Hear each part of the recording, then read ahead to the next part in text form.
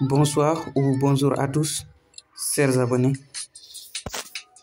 Bon, hande eden ɗo pour waɗande bandiraɓe fulɓe walla ɓe gona fulɓe la traduction des mots français en pulaar.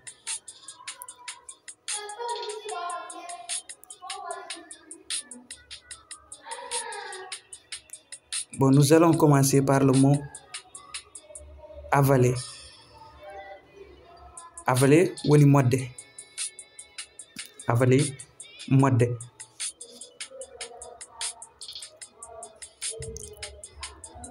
Chicher woni muccude. Chicher woni muccude. Croquer woni ngappude.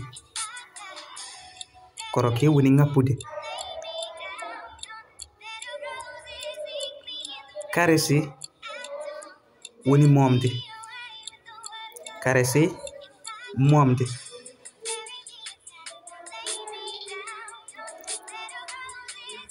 Cueillir ɓoggude. Cueillir woni ɓoggude.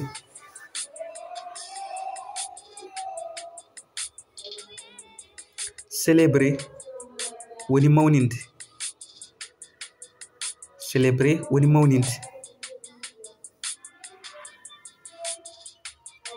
Cuisiner woni defde. Cuisiner woni defde.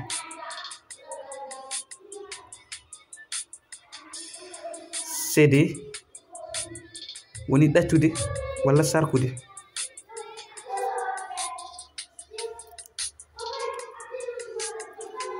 Ewo bandiraɓe on jarama ko ɗo karten hande jango mo se dañi ɓeydude te oɗon ñaaga ne batton abonné pour plus de vidéos.